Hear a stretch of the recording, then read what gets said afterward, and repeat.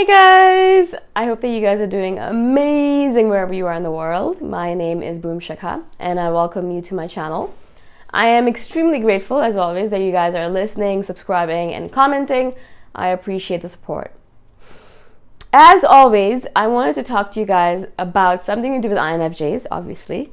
I've been doing a lot of other videos as well, but today I want to speak about INFJs and how we have this thing where we like to see the good in everyone that we meet. We want to see the good in everyone that we meet. We have this idealistic sense. I think that's where our idealism comes from, is that we want to see the best in everyone. We want to believe that everyone on this planet is capable of amazing, cool things, and they're good people, and everyone's kind and generous, and everyone wants to be the best version of themselves as much as possible. We want to believe in the integrity of people. We want to believe that this world is beautiful and everyone wants to do the right thing. We have this innate desire to believe in all of this. Of course, as life happens, we get disappointed over and over again because, people are not that great and they have flaws and they're not perfect. This world is definitely not perfect. There's a lot of stuff going on in it right now that will make you feel like, what the hell is going on this planet? And things are always happening where your idealism falls to the ground and breaks and shatters into a billion pieces, and you're left picking up the pieces one by one over a lifetime, right? So yeah, that's fine. That's life. We want to believe in our idealism. We want to believe in this idealistic world, but it does not exist. But we still keep on believing in it. We still believe in it. We still want to believe in it. I think that's one of the differences between a healthy and an unhealthy INFJ. The unhealthy INFJs that message me saying, the world is shit and you can't care about anyone anymore and I'm just giving up on the whole situation. I'm just going to sit at home and watch TV and make trollish comments on everyone's pages. Those are the kind of unhealthy INFJs. Now, they're good people still, and they still want to believe in the idealism, but they've been hurt so many times, and the pieces of the idealism are broken into so many pieces, broken down so badly, that there's no way for them to rebuild that idealism again, right? And so they're basically shattered from the inside out because of the fact that they're disappointed over and over again. And I feel for them. I absolutely feel for them. But I want to say that the difference between a healthy and an unhealthy INFJ is not that the fact that the healthy INFJ hasn't been beaten down over and over again. It's not that their idealism hasn't been broken down a billion times over. It's not that they haven't been disappointed a billion times over. But that they pick themselves up every single time it happens. And they dust themselves off. They pick up the pieces and they still believe. Now, it's hard. I'm not saying that it's easy. I'm not saying that it's something that you should be doing or shouldn't be doing. I'm not saying that, this is something that everyone can do. But it is a difference between a healthy and an unhealthy INFJ. That a healthy INFJ absolutely will, no matter how many times they've been disappointed by the people in their lives, no matter how many times they're disappointed by the state of this world, they will still believe in the goodness of people and in the beauty of this world. They will still pick themselves up off the ground after they've been beaten down, bullied, and tampered with. They'll still get up and still believe in the goodness of the world. And that, I think, is hard, but it's necessary. It's an absolutely necessary part of being a human being on this planet because idealism doesn't exist anymore. It never existed. Perfectionism never existed. Idealism never existed. And so the world is flawed. But even though we like to look at it in a good way, we like to believe that everyone is good and they're good people and they have goodness in them, which they do, sometimes very deep within. But everyone does have that goodness in them. Even if we believe that, it doesn't mean that every person is going to show you that side. In fact, because of the way we are, a lot of people end up showing us their negative sides, their bad sides. They want perhaps us to heal them or help them or light their way or whatever it might be, but they end up showing us the negative sides of them. And so we end up seeing a lot of negativity in this world. I'll go out, and as an INFJ, you probably had the same experience.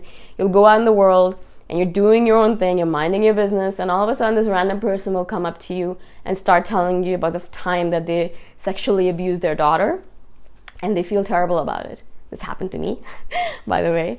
And I'm standing there thinking to myself, I just wanted to pick up a glass of orange juice from this place, or I just wanted to pick up an avocado, and I'm just here to do something.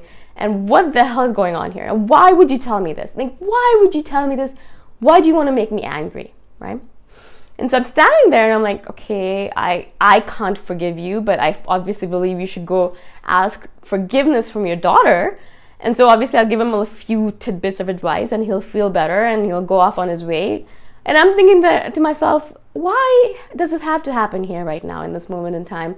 When I'm really trying to be positive and happy about this world, and all of a sudden this person comes and gives me this negativity.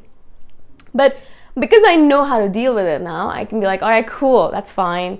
Obviously he's trying to do a better job, blah, blah, blah. I'll convince myself that even in this negative state of affairs, there's always some gem to be picked out. And that's what I think, again, is the difference between a healthy and an unhealthy INFJ. Even in the midst of despair, I think a healthy INFJ will be able to pick out something good from the rubble, right? They'll be able to pick out something, some kind of little gem that is the only thing that's good about this whole situation, but they will be able to pick it out and say, okay, cool. Everything's going to shit. The world is going into disaster zone. We're killing the earth slowly, etc., etc., etc. But there is this one piece of good news that we can focus on and we can live with, and we can just really inculcate that into ourselves and feel good about it. I'm not saying that I want to roam around the world feeling good while the entire world is being destroyed, but I'm still doing the best I can. I'm still helping the universe. I'm still helping this world, making it a better place, but also believing that the possibilities are endless and there is always hope. There's always hope for a healthy INFJ. Whereas for an unhealthy INFJ, they've given up hope a long time ago. A long, long time ago, right?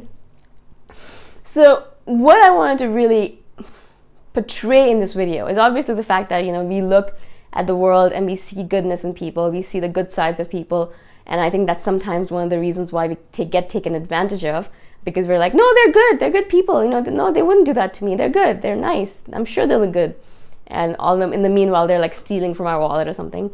But we look at people and we see their goodness and we're happy and we want to be around them.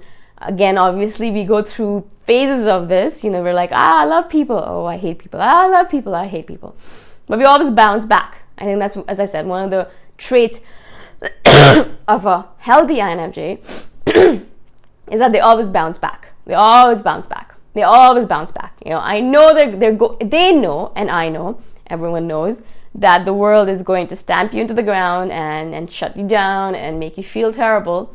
That's just normal. That's life. That's suffering. That's normality.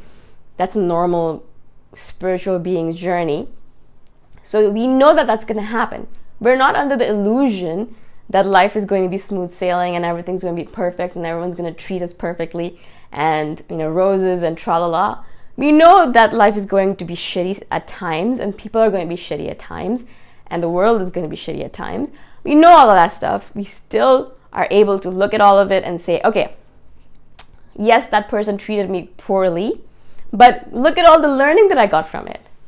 Or yes, that person stole from me, but look at that, now I get to buy a new wallet. Things like that. Now, I'm not saying that we're stupidly naive about it either. We're never going to interact with that person if they're being cruel to us. And there is this thing called a door slam that we are capable of using. Or there is this thing called the INFJ rage that comes out and we're like, what the hell are you doing to me? You think I'm just going to keep on taking it? I don't think so. Right? And so obviously we have all of these tools that we can use as an INFJ in order to protect ourselves. But we're also aware of the fact that the world can be a good place. And there is potential in people. The potential to be good. And we have this belief system.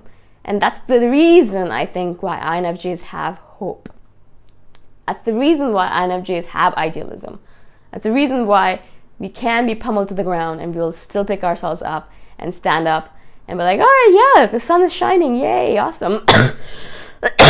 Even though there's disaster around us.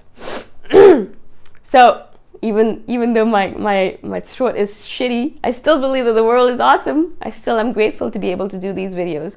Hopefully it doesn't bother you guys too much, as I said earlier. So this is the basic essence of this video, basic essence of what I want to portray to you. If you are having a hard time picking yourself up and dusting yourself off, I think that might be the reasons why you're feeling like an unhealthy INFJ versus a healthy one, right?